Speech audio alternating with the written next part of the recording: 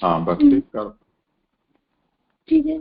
છેલ્લા વિષયમાં એવું જોયું હતું કે છેલ્લા અધ્યયનમાં એવું જોયું હતું કે જે સત્કારણવાદ ને અસત્કારણવાદ, તો જે કારણનો જોયું હતું કે જેનો જે અભિન્ન નિમિત્તોપાદાન કારણ છે, તો જેનું ઉપાદાન અને નિમિત્ત જુદા નથી, એક જ છે.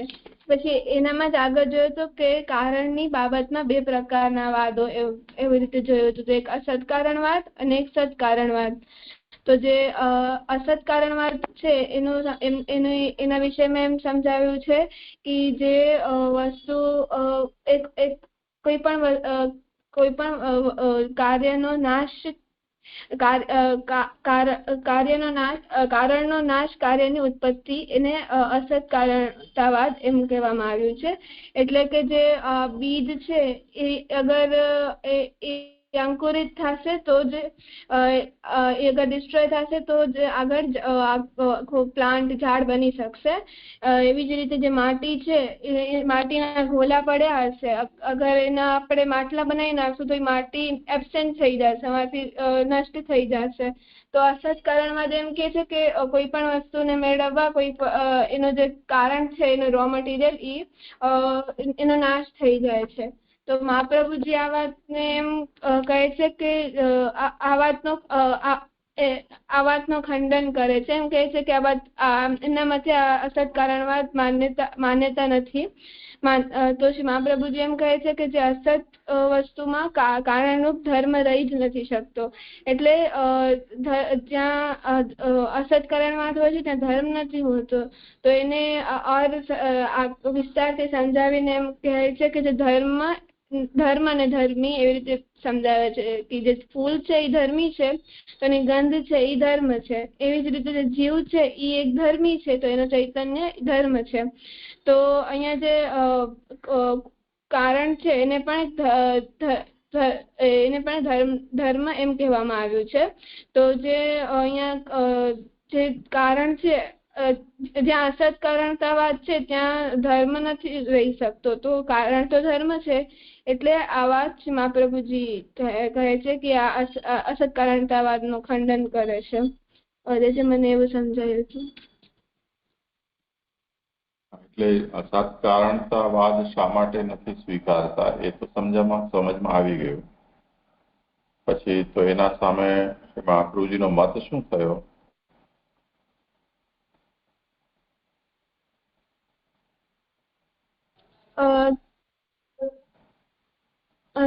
એટલે કે જગતમાં પ્રત્યેક વસ્તુ સત્કારણ છે, અસત નથી. હા, તો એ વાત પૂરી કરવી જોઈએ ને. અંતમાં જે આનું કહેલું છે એ વાંચી લે અથવા તો એને સમજાવી દે.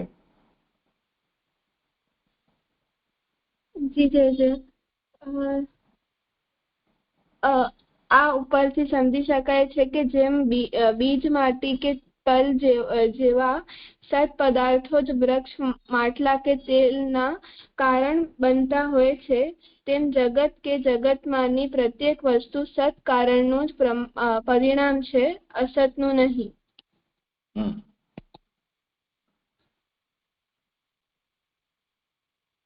અહીંયા શું વાત કહી કે જે પણ જગતમાં જે પ્રત્યેક વસ્તુ છે એ સત્કારણ છે, એ અસત નથી. એટલે એનું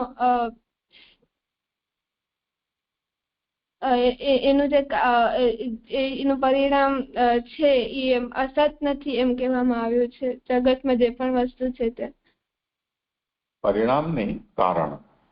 અત્યારે આપણો વિચાર કારણતાનો થઈ રહ્યો છે. એમાં એના ઉદાહરણ શું આપ્યા? વૃક્ષ અને તલ. એટલે કે જે તલ છે એ ડિસ્ટ્રોય થાય છે તો એનામાંથી જે તલનો તેલ નીકળે છે, તો એનામાં એમ કહેવામાં આવે છે કે અસત નથી પણ એ કારણ છે. એના કારણથી તલના કારણથી આ તેલ મળ્યો છે, એવી જ રીતે વૃક્ષનો આપે છે કે બીજ હોય છે જે વૃક્ષનો, ઈ અગર અંકુરિત થાય છે તો જ વૃક્ષ બની શકે છે, એમ ફર્ટિલાઇઝ થાય છે ત્યારે એ વૃક્ષ બની શકે છે, તો એનું કારણ બને છે, એટલે એ સત છે જે એમ સમજાય છે. એટલે આપણને એમ કહેવું જોઈએ કે તલનો નાશ તેલની ઉત્પત્તિમાં કારણ કે બીજનો નાશ એ વૃક્ષની ઉત્પત્તિમાં કારણ એમ નહીં, પણ બીજ જ વૃક્ષના રૂપમાં જન્મે છે, તે જ રીતે તલ જ તેલના રૂપમાં પેદા થાય છે. તેથી જેવી રીતે કાર્ય સત છે તે રીતે એનું કારણ પણ સત જ છે. અસતમાંથી સત કાર્ય ઉત્પન્ન થાય છે એવું કહી ન શકાય.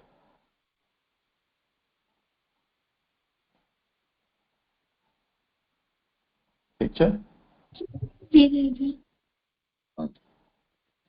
ચલો હવે આગળ કરો. તમને કઈ નથી સમજાયું નથી ને? સાનવી અર્પણ સમજાયું છે.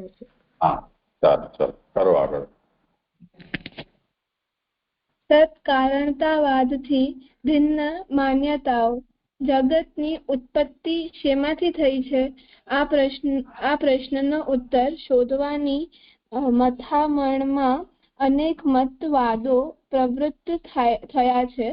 આમાં મુખ્યત્વે અજાતિવાદ, સ્વભાવવાદ,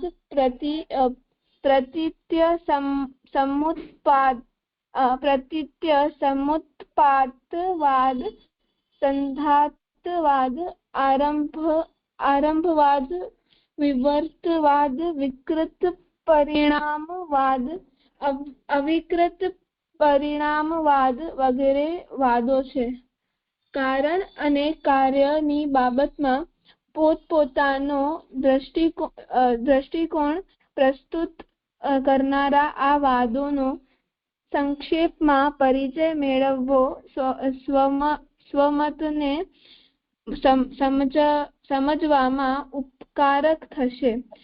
આમાં અવિકૃત પરિણામવાદ શ્રી વલ્લભાચાર્યનો સિદ્ધાંત છે. અજાતિવાદ મને આમાં એવું સમજાયું કે જે જગતની જગત સત્કારણતાવાદ માટે અલગ અલગ જે વિચારો અહીંયા કહેવામાં આવ્યા છે, અલગ અલગ માન્યતાઓ અહીંયા કહેવામાં આવી છે. તો સૌથી પહેલા એમ પ્રશ્ન કરે છે કે જગતની ઉત્પત્તિ શેમાંથી થઈ છે? તો આ પ્રશ્નના ઉત્તર માટે ઘણા બધા વાદો ગણાવ્યા છે, અને બધાના દૃષ્ટિકોણ અલગ અલગ છે ને એ અલગ અલગ દૃષ્ટિકોણ ને સંક્ષેપમાં અહીંયા પરિચય દેવામાં આવ્યો છે. અને આમાં જે અવિકૃત પરિણામવાદ છે એ આચાર્યજીનો સિદ્ધાંત છે. જે મને એવું સમજાયું. હા, એટલે આમાં એટલી વાત ધ્યાનથી સમજજો કે આ પેરેગ્રાફનું ટાઇટલ આપેલું છે ને, સત્કારણતાવાદથી ભિન્ન માન્યતાઓ. તો એ આ આખા ચેપ્ટરનું ટાઇટલ છે, જે વિવર્તવાદ સુધી ચાલી રહ્યું છે 7મા પેજ ઉપર. એમાં વિકૃત પરિણામ સુધી સમજી લો, એટલે 8મા પેજના વિકૃત પરિણામ સુધી. એટલે અહીંયા જેટલા વાદ ગણાવ્યા છે એમાં કેમ કે અવિકૃત પરિણામવાદ પણ બતાવી દીધો છે, તો એમ નહીં સમજવું કે અવિકૃત પરિણામવાદ જે છે એ સત્કારણતાવાદથી જુદી માન્યતા છે.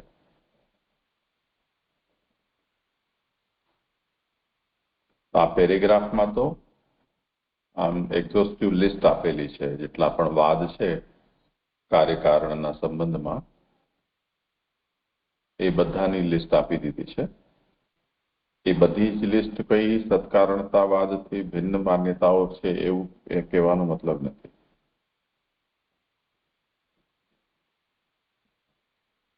એટલે અહીંયા સ્પષ્ટ પણ કરી દીધું છે કે આમાં અવિકૃત પરિણામવાદ શ્રી વલ્લભાચાર્યનું સિદ્ધાંત છે.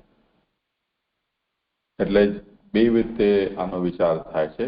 એક કારણના એંગલથી અને બીજું કાર્યના એંગલથી. તો જ્યારે કારણના એંગલથી વિચાર આવે ત્યારે સત્કારણતાવાદ કે અસત્કારણતાવાદ એવું કહેવામાં આવે છે. અને કાર્યના એંગલથી વિચાર આવે કે જે ઇફેક્ટ છે કે જે પ્રોડક્ટ છે એ પ્રોડક્ટનું નેચર શું છે અને એનું કારણની સાથે રિલેશન શું છે એ એંગલથી જ્યારે આપણે વિચાર કરીએ છીએ ત્યારે એ અહીંયા પરિણામવાદ એવા શબ્દથી એને આપણે કહીએ છીએ. એ વિષય આગળ થોડો સ્પષ્ટ થશે, કેમ કે આપણી પાસે એક તરફ કારણ છે, બીજી તરફ કાર્ય છે. એ બંનેનું રિલેશન આપણને વિચારવું પડશે. એમાં એક જેમ આપણે અત્યાર સુધી સમજ્યા કે કારણ જે છે કોઈ પણ વસ્તુના ઉત્પન્ન થતા એ વસ્તુનું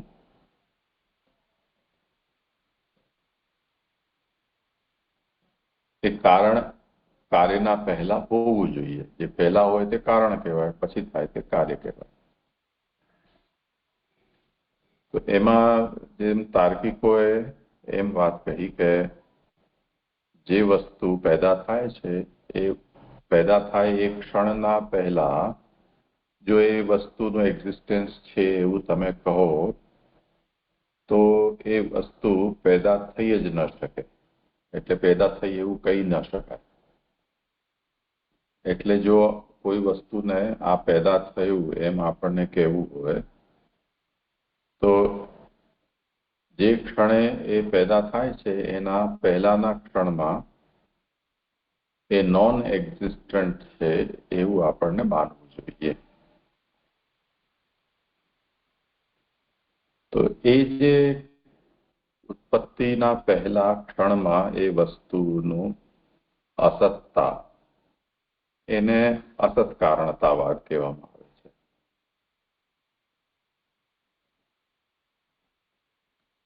અને એના સામે અગેન્સ્ટમાં શું કહેવામાં આવી રહ્યું છે કે અસતમાંથી કોઈ વસ્તુ પેદા થઈ ન શકે. અને જો તમે એમ કહો કે ઉત્પન્ન થતા પૂર્વ ત્યાં એની અસત્તા છે તો અસત્તા એ જ વસ્તુની છે એવું જો તમે કહેશો તો તમે જેના માટે આ વિચાર કર્યો કે પેદા થતા પહેલા ન હોવું જોઈએ, કોઈને કોઈ રૂપમાં તો ત્યાં આવી જ ગયું.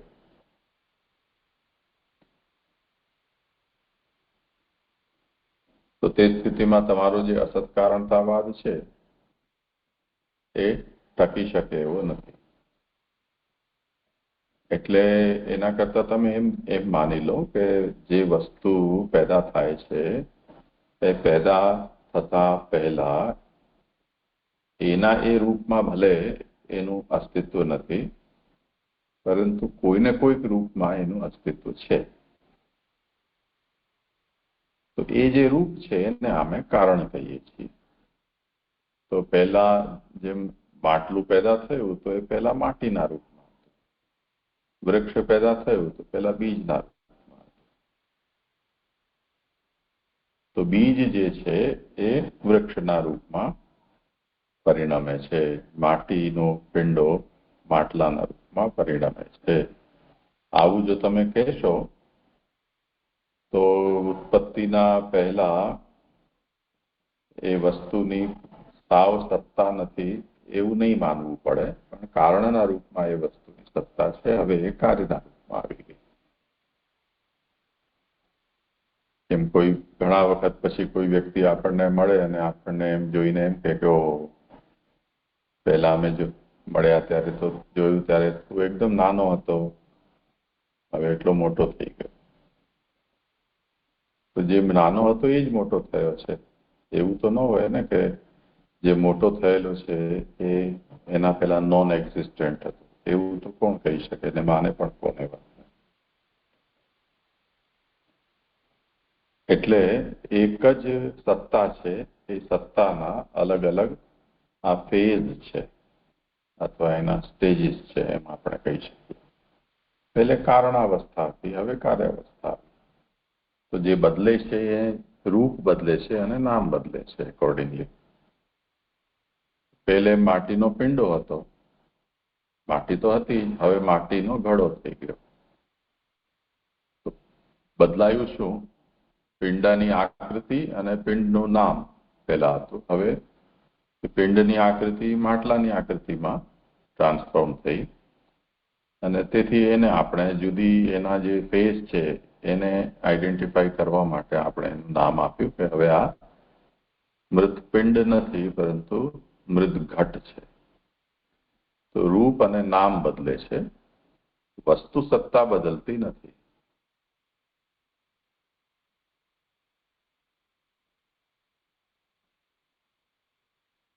જેમ તમે બચ્ચાઓ જે ક્લે થી રમો છો, તો એ ક્લેમાં એવું જ હોય ને,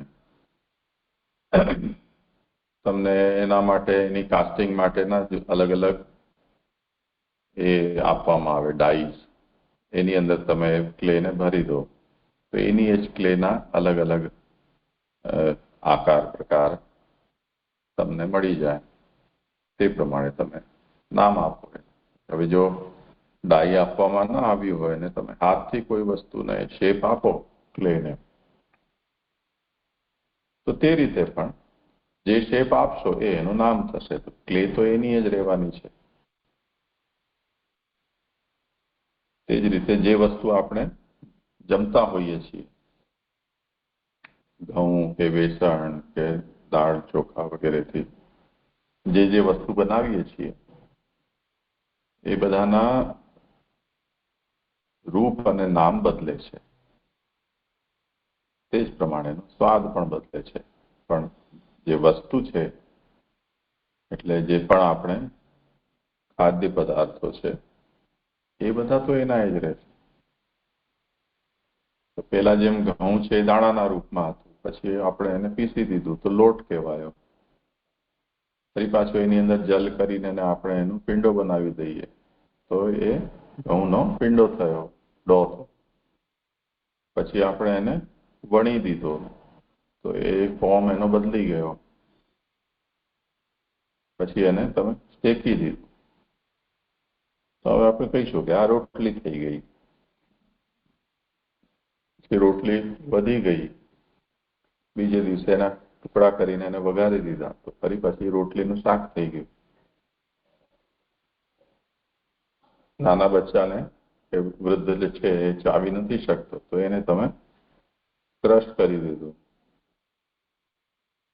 તો એ ફરી પાછો પાવડર થઈ ગયો રોટલીનો જ. તો એમાં વસ્તુ થોડી બદલાઈ રહી છે કે વસ્તુનો કોઈ નોન એક્ઝિસ્ટન્ટ થઈ રહી હોય કોઈ પણ સ્ટેજ ઉપર, એવું તો નથી. જે પણ ચેન્જીસ આવી રહ્યા છે એના ફોર્મમાં અને નેમ, તો ફોર્મ્સ અને નેમ્સ બદલાય છે અને એકોર્ડિંગલી એનું ફંક્શન બદલાય છે.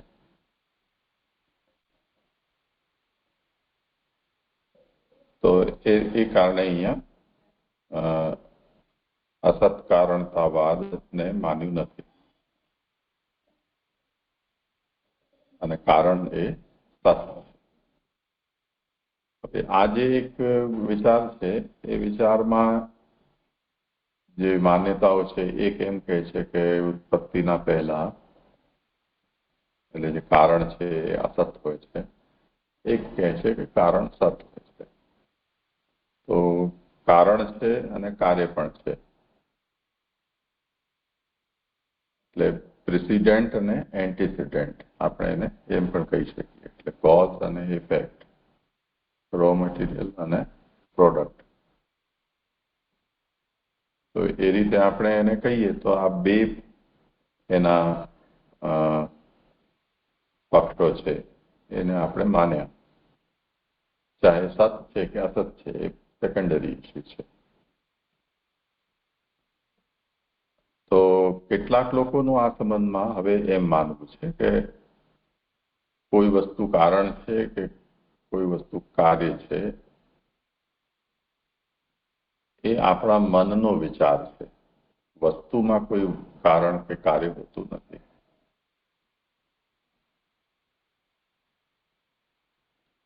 તો આ એક અલગ જ એંગલ છે આને વિચારવાનું. એને હવે જુઓ તમે આગળ.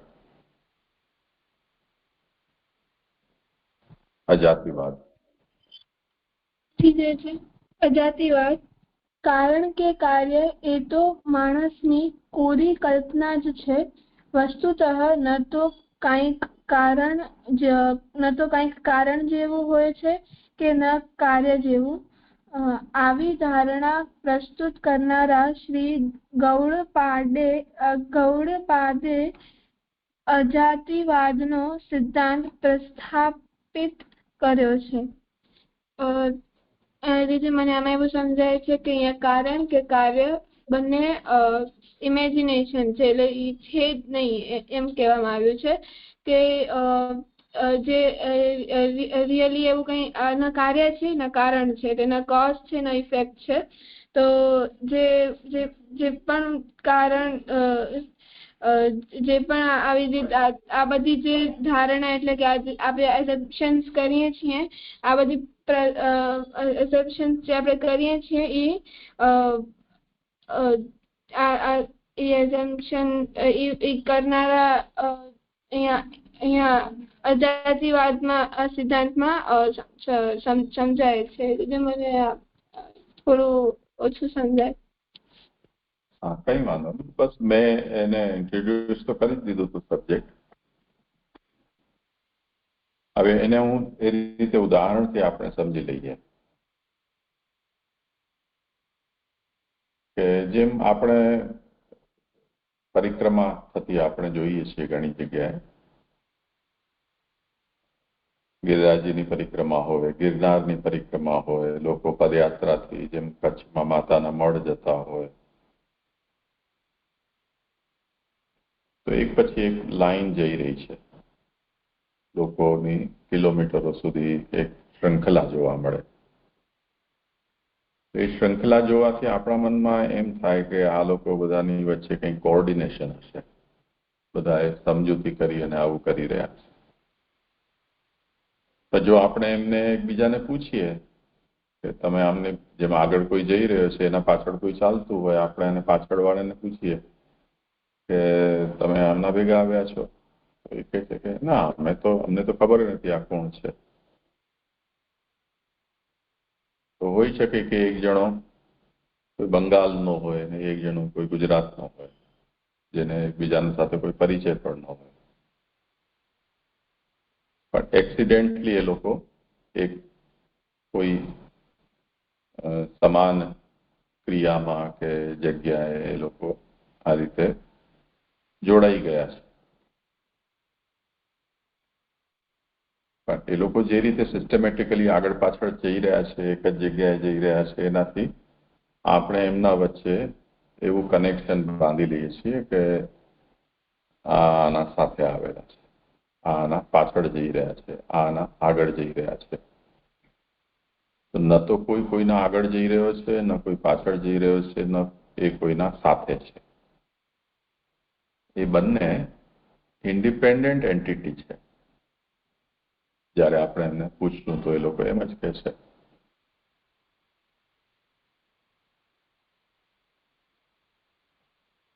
તો જોનાર વ્યક્તિ છે એ એમ માની રહ્યો છે કે આ આના ભેગું છે, આ એના પહેલા છે, આ એના પછી છે. પણ હકીકતમાં તો એવું કંઈ નથી. એવી રીતે કારણ અને કાર્યમાં પણ જે પહેલા છે એને આપણે કારણ નામ આપી દીધું, પછી જે આવ્યું એને કાર્ય નામ આપી દીધું. તો કારણ અને કાર્ય એ આપણી બુદ્ધિની ઉપજ છે. વસ્તુની અંદર કારણ કાર્ય જેવું કંઈ નથી. કેમ કે જો વસ્તુને તમે પૂછશો તો વસ્તુ તો જડ છે. જડની અંદર પોતાનો તો કોઈ સંકલ્પ નથી ને કે ચલો પેલા આને થવા દો પછી હું થાઉં.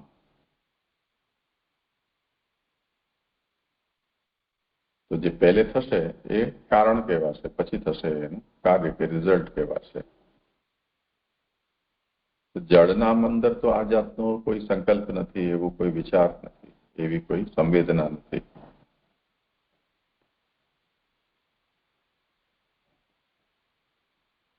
તો આપણે કોઈ વસ્તુ કારણ છે અને કોઈ વસ્તુ કાર્ય છે એવું માની લીધું છે. એટલે ખરેખર ન તો કોઈ કારણ છે ન કોઈ કાર્ય છે. આવો જે વાદ છે, આવો વિચાર છે, એને અજાતિવાદ કહેવાય છે.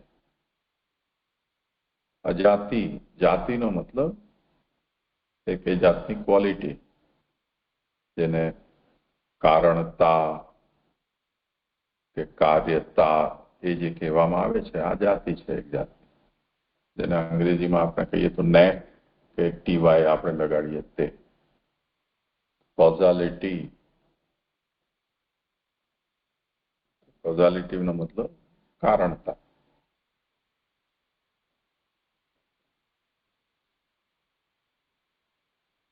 તો એવું કોઈ નેટ કે ટીવાય જેવું કંઈ હોતું નથી. આને આવો જે મત છે એને અજાતિવાદ કહેવાય છે. તો જે શંકરાચાર્યજી થયા એમના ગુરુ ગૌડપાદાચાર્ય એમને આ વિચાર વહેતો કર્યો કે ખરેખર ન તો કોઈ કારણ છે ન કંઈ કાર્ય છે. કોઈ વસ્તુ કાર્ય હોવું કે કારણ હોવું એ મનુષ્ય વિચારીને એને સમસ્યા ઊભી કરેલી છે.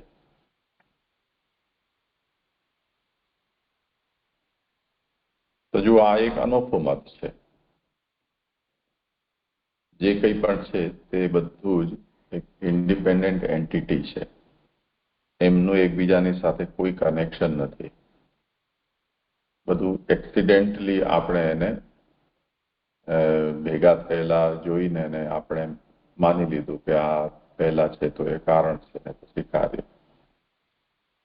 એનો એક એક્ઝામ્પલ આપણે લઈએ, જેમ ગણિત કે સંખ્યાના વિષયમાં આપણને શીખવવામાં શરૂ કરે છે ત્યારે આપણને એમ કહે કે ચલો સંખ્યા શીખો, બોલો 1 2 3 4 5 6 7 8 9 10. અને આપણે એને 1 થી 10 સુધી ગોખી લઈએ. પછી આપણને એમ કહેવામાં આવે કે ચલો બોલો હવે 2 પછી શું આવે? તો આપણે બોલીએ 2 પછી 3. 3 પછી શું આવે? 3 પછી 4. તો હવે આ એક સેટ કરી દીધો સંખ્યા જે છે એની ક્રોનોલોજી, કે આના પછી આ, આના પછી આ. પણ સંખ્યાને પૂછો કે 2 જેવી કોઈ વસ્તુ હોય છે? કેમ કે પાછું ગણિત જ્યારે શીખવવામાં આવશે ત્યારે આપણને શું કહેવામાં આવશે કે 1 ને 1 2 થાય. તો 2 પોતાનામાં કોઈ વસ્તુ જ નથી. 2 એકડા ભેગા થયા, 1 1 એટલે 2. 2 થોડી કોઈ વસ્તુ થઈ. જે વસ્તુ છે એ તો જે સિંગલ ડિજિટ છે 1, એ જ બેસિક યુનિટ થયો ને. એને તમે 2 વાર લખો, ચાહે એને તમે એક સિમ્બોલ આપી દો બગડા, 2 નો સિમ્બોલ તમે આપશો, એનું એક સ્પેશિયલ આકૃતિ, તો પણ એનો મીનિંગ તો મેથેમેટિક્સમાં એ રીતે જ થશે ને કે 1 + 1. તે જ રીતે 3 4 5 એ બધામાં પણ એવું જ છે. 1 + 1 + 1 તો 3 થઈ ગયું. છે તો આખરે એક જ ને. તો 3 જેવી કોઈ વસ્તુ થોડી હોય છે. 1 1 1 એમ જ હોય છે. તો આ જે વિચાર છે કે કોઈ વસ્તુ કોઈકનું કારણ છે, કોઈ વસ્તુ કોઈકનું કાર્ય છે, એ જગત સૃષ્ટિમાં ખરેખર એવું કંઈ હોતું નથી. જગત સૃષ્ટિમાં બધું જ ઇન્ડિપેન્ડન્ટ છે એકબીજાથી. એમની સાથે એકબીજાની સાથે કોઈ એકબીજાનું આવું કારણ અને કાર્યનું રિલેશન નથી. આવું ગૌડપાદાચાર્ય ત્યાં કહ્યું. તો એ અજાતિવાદ છે. સમજાય? જી દેવ્ય, આજે જે એવું સમજાયું કે જે સત્કારણતા અજાતિવાદ છે એમાં જે જાતિ છે ને મતલબ ક્વોલિટી થાય એટલે ક્વોલિટી એટલે કારણતા કે કાર્યતા. તો જે અજાતિવાદ એટલે કે જે કાર્ય અને કારણ આ બે કઈ આવું કઈ છે જ નહીં. એટલે કે આ બધું આપણે બનાવ્યું છે, એવું કઈ હોતું નથી. ઈ વાતને સમજાવવા માટે અજાતિવાદ બનાવ્યું છે. ગૌડપાદે બનાવ્યું છે, જે શંકરાચાર્યજીના ગુરુ હતા. એનો આપે એમ એક્ઝામ્પલ આપે કે કોઈ પરિક્રમા કરવા માટે જાય છે તો કોઈ બંને એક જ જગ્યાએ, કોઈ બે વ્યક્તિ હોય છે જે બંને એક જ જગ્યાએ જાય છે પણ એ બે એકબીજાને ઓળખતા નથી. તો કોઈ ત્રીજો માણસ એમ એઝમ્પશન કરે, એમ ધારે કે આ બંને એકબીજાને જાણે છે. તો એવી રીતે આ કાર્ય અને કારણ પહેલા આવ્યું છે, એટલે કારણ પહેલા થાય છે એટલે એને પહેલો નંબર કારણ જે પહેલા થાય એને કારણ નામ આપ્યું છે, અને કાર્ય પછી થાય છે એટલે જે પછી જે વસ્તુ થતી હોય ને કાર્ય નામ આપ્યું છે. એટલે તો આ કારણ અને કાર્ય આ બે વસ્તુ માણસે બનાવ્યું છે. એવું કઈ હોતું, એવું કઈ છે નહીં. એવું અજાતિવાદમાં સમજાવ્યું છે.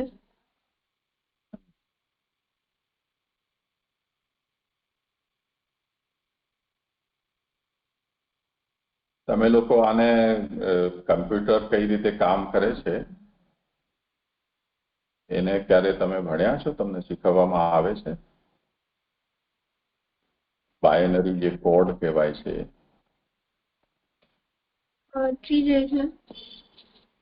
અચ્છા, તો તમે સરળતાથી સમજી જશો.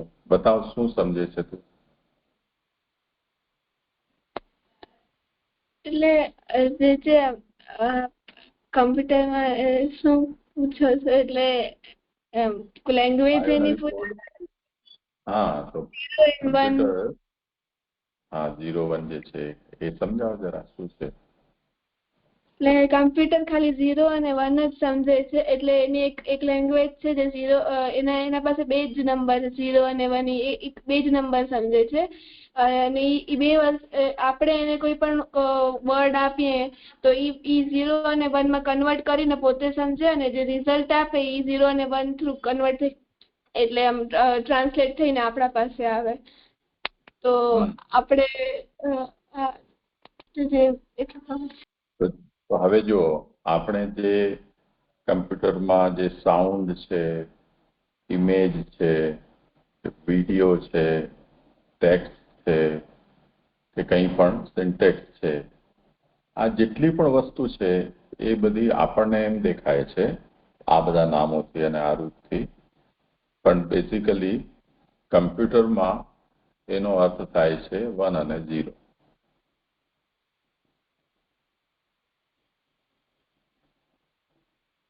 ઠીક છે ને?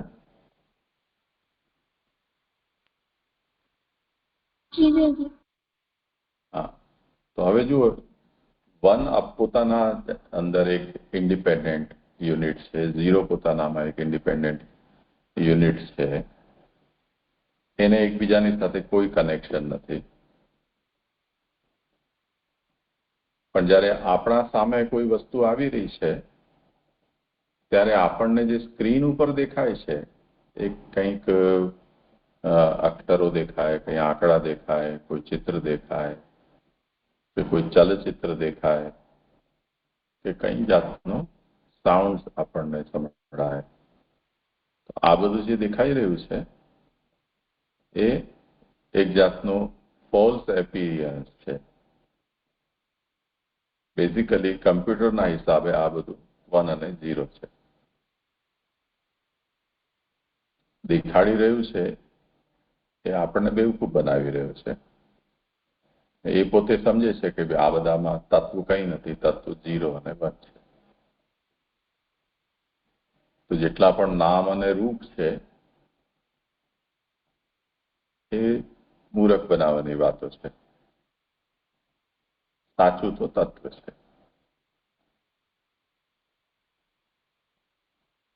તો દરેક વસ્તુ ઇન્ડિપેન્ડન્ટ થઈ ગઈ ને એકબીજાથી.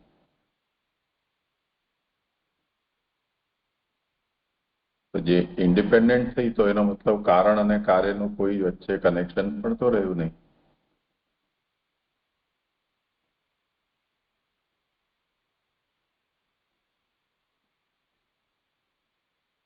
એનું બહુ પ્રસિદ્ધ ઉદાહરણ, જેમ આકાશમાં વાદળ આપણે જોઈએ, આપણે કચ્છમાં તો આપણને ખૂબ વાદળ જોવા મળે. અગાસીમાં એમ જ બેઠા હોઈએ નિરાતે, નજર પડી જાય આકાશમાં તો આપણને એમ દેખાય કે અરે પહાડ છે, કે ઘોડો દોડી રહ્યો છે, કે કોઈ પક્ષી ઉડી રહ્યું છે, કે કંઈક મકાન બની ગયું છે, કોઈ હાથ ઊંચો કરીને ઊભું છે, કે કોઈ આંખો કાઢે છે. તો આ બધી જે આકૃતિ આપણને દેખાય છે, શું ખરેખર ત્યાં એવું છે? એવું તો કંઈ હોતું નથી. પણ આપણી એમના વિષયમાં એ જાતની એક અનુભૂતિ છે. હવે જેમ થોડી ક્ષણમાં ત્યાં પવન વાય કે વાદળાઓ પોતાની જગ્યાએથી વિખેરાઈ જાય તો એ બધું આકૃતિ ચેન્જ થઈ જાય અને વાદળ આપણને દેખાવા લાગે પીળના જેવા. તો આ બધા જે ઉદાહરણ છે એનાથી શું સમજાય છે કે ગૌડપાદ એમ કહે છે કે આપણે આ માની લીધેલું છે, આપણી બુદ્ધિની આ ઉપજ છે કે કોઈ કંઈક કોઝ છે અને કંઈક ઇફેક્ટ છે. વસ્તુતઃ કંઈક કોઝ ઇફેક્ટ છે હોતું નથી. જે પણ છે તે વસ્તુ એકબીજાથી કનેક્શન વગરની ઇન્ડિપેન્ડન્ટ એન્ટિટી છે. તે જ રીતે જે સિક્વન્સ ઘટનાઓમાં જોવા મળે છે, જે કંઈ પણ, એ પણ દરેક ઇન્ડિપેન્ડન્ટ ઇવેન્ટ છે, પણ એ સક્સેસિવ ફોર્મમાં આપણને જોવા મળે છે એને કારણે આપણે એની અંદર કંઈ કાર્યકારણ માની લઈએ છીએ. જેમ કોઈને એકને ધક્કો લાગ્યો અને એનાથી બીજાને ધક્કો લાગ્યો, પડી ગયો, તો એમાં આ પડી ગયો ને આણે એને પાડ્યો, એમ કારણ અને કાર્ય આપણે વિચારી લીધું. પણ ખરેખર એમાં એ જાતનું કોઈ કારણ કાર્યતા નથી.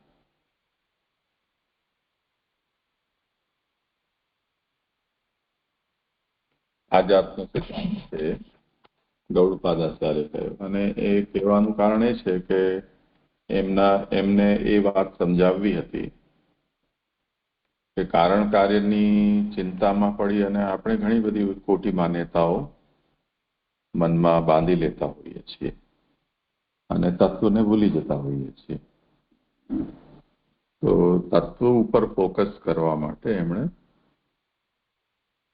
અજાતિવાદનો સિદ્ધાંત સમજાવ્યો.